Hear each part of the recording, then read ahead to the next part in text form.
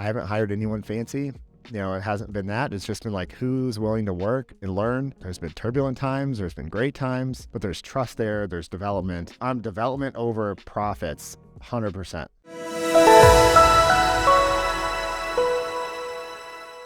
You have 400 employees.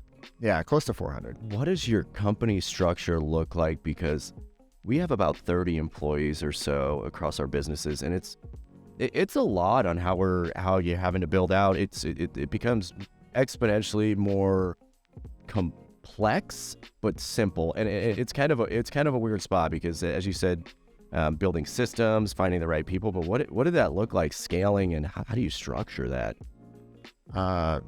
Well, you figure it out along the way, right? So it's like, I kind of just take it of what do I need first, and I would go down the line. I outsourced my bookkeeping for a long time to another company, and that got me to about 6 locations, which would have been about, maybe 10 million a year in revenue or something like that.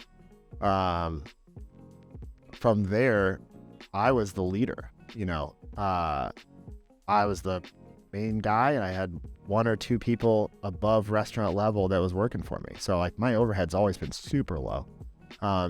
All my people have been in operations. All my focus has been in operations in the actual business.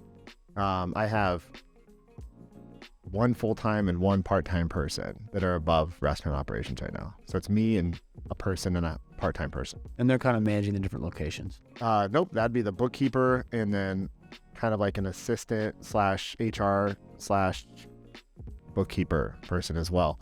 I have 2 area managers who oversee the 8 locations. Sometimes they're the GM if we lose a general manager, but the biggest thing with personnel is always, and I think this is true for any smaller company for sure. The bigger companies definitely have this is having bench strength. Having a full roster of like people that could step up into it. That's so the ownership or the higher level CEOs or the operations people, depending on how big your company is.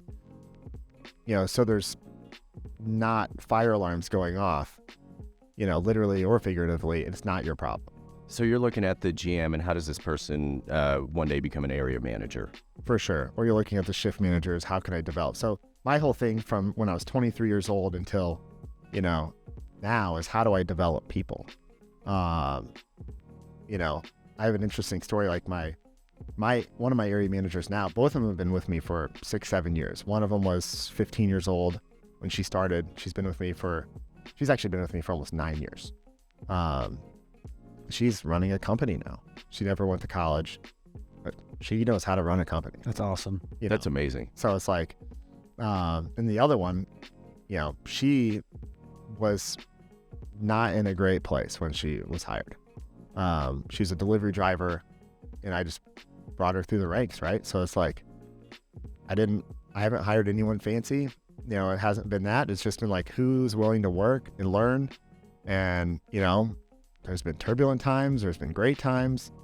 That's day by day sometimes, but there's trust there, there's development. That's kind of how, that's how my whole focus has been. I'm development over profits, 100%. That's basically kind of what David Crum said yesterday. Mm-hmm. I mean, when he's looking to hire, you're saying the same thing. So when you're looking to hire, you want to surround yourself with the people who are just going to be all in, grind, and not grind to not perform and or not have a good outcome, but they're going to grind through good and bad times, like you said, and eventually continue to better themselves. For sure. Actually, one of my area managers a few weeks ago, she's considering moving out of state, which is obviously leaving the company, right? And very hesitant to do so, doesn't know where to go, or doesn't know, what would the new career path look like. And, she made a comment that she had to, do XYZ for me before she could go. And I was like, yeah, I just got to set it clear, with her. And I did right there. I was like, to be frank, you owe me nothing. Yeah. I was like, you don't owe me anything. You're going to leave 1 month from now, 12 months from now, whenever it is. If you leave, you've been all in, it's been great, but you're going to get replaced the next day. Yeah. That's awesome. Well, it's back to that bench strength stuff. I love that. It's a bench strength, but you developed an individual. I got to that move on. That they now also have skills that they can move on as well. Multipliers. That's a big thing.